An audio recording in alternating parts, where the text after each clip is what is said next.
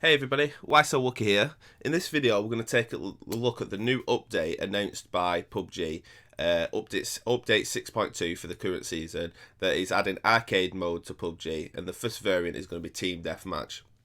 Really exciting, because I know a lot of the time I like to play PUBG, I like the gunplay and everything, but I've not necessarily got enough time to play, 20-30 minute matches, so it'd be good to just be able to jump on, have a quick match, and refine your skills a little bit in the good old PUBG manner.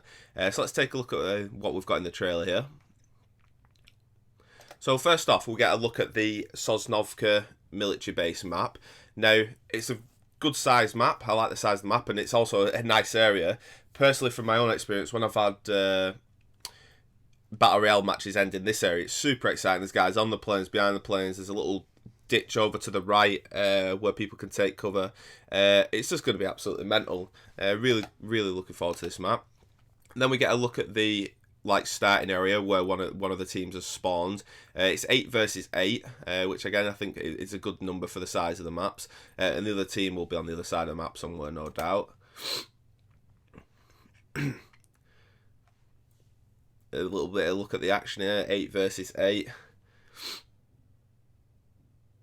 7, yeah. So there's 7 different maps so far in the team deathmatch across 4 maps. So you've got 2 on Arangal, 2 on Vikendi, 2 on Sanok, and 1 Miramar map. They do say that there's more maps coming, because you've got to assume that they're going to have a couple of Karakin variants, and then when Vikendi comes back to the live servers in the Battle Royale, they'll probably add a couple more Vikendis as well to showcase some of the specific areas that they've tweaked.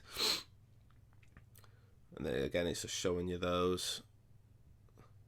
Now, what's interesting here is this bloke has just got his 7th kill, and it's come up with a little icon saying unstoppable. Now, it's not clear whether he's had 7 in a row, or whether he's, maybe had 4 in a row or something, and it's just added onto his total kills that game.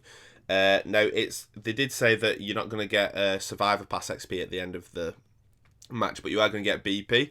So it probably, when you get more of these unstoppable pins and stuff like that, you'll just get more BP. Also worth noting is that he's got an M249. Now, the M249 isn't one of the spawn weapons, so I'm wondering whether there's still supply crates that come down in the team deathmatch, which is really interesting. Then you get a look at the action at Paradise. Now here we get a look at the 8 different loadouts. So you've got the AK loadout, there's an M4, a Mini, SLR, K98, M24, Vector, and then the new DBS shotgun.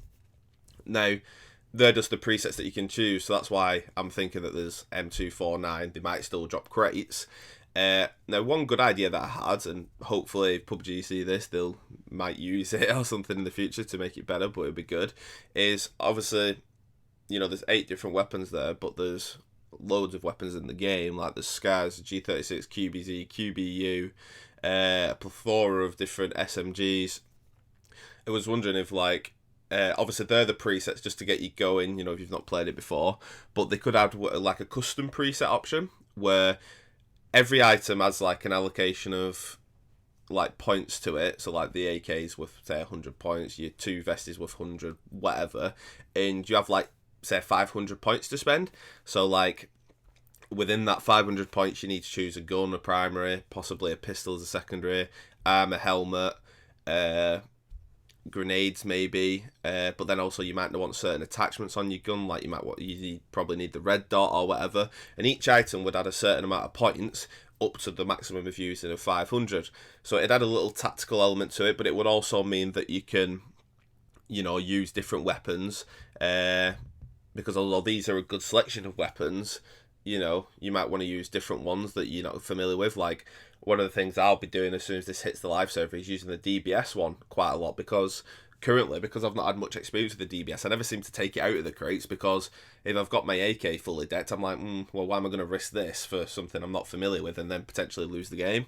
So it'd be a good way to get more experience with the weapons that you're not familiar with, and then in the Battle Royale mode, you can make the most of that information then.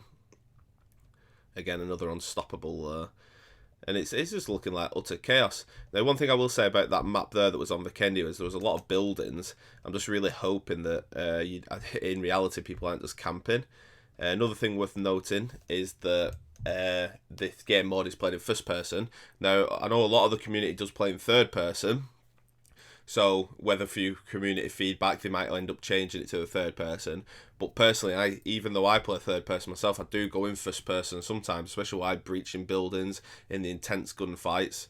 And it's just going to get you more familiar with doing that, because it does give you an advantage, especially while breaching a building. So you know you're not going to be shooting the roof or the corner or whatever, which is good. Yeah, it looks very action-packed. Guy running in whip pan.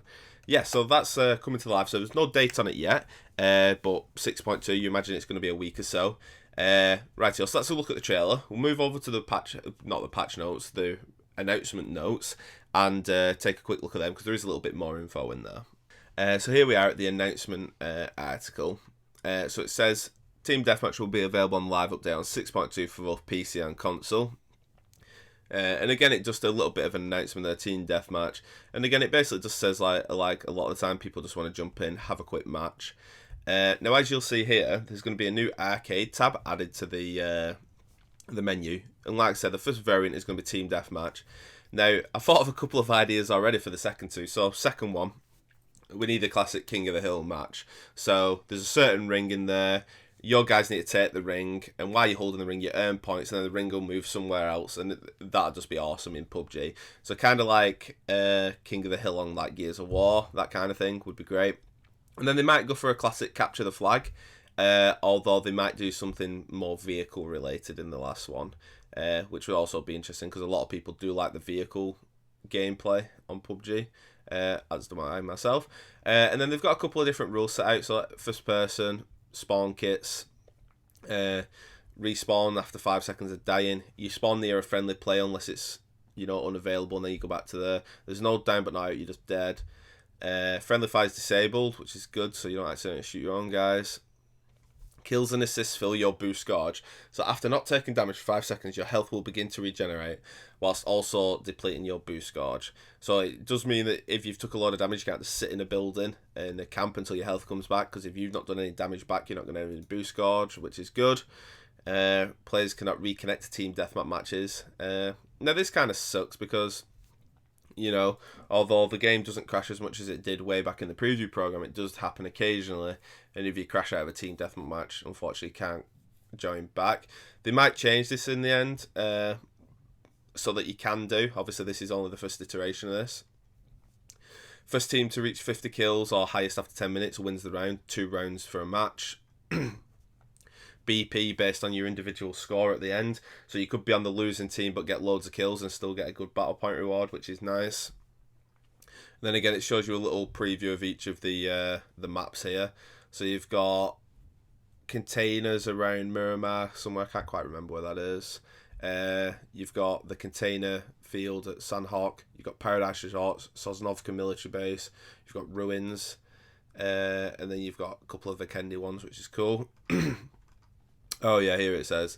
So Stalber, Sosnovka military base. Is that like Stalber? Oh right, it's Mount Stalber, it's not ruins. Okay, cool.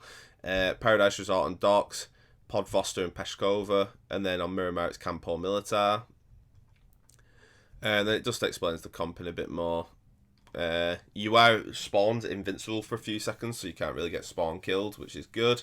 Again, it just shows you the screen there, how many points, etc. you'll be on, and also your loadout. It tells you about your boost gauge as well. So you get more kills, you get a boost gauge, and then you start to heal, which is good.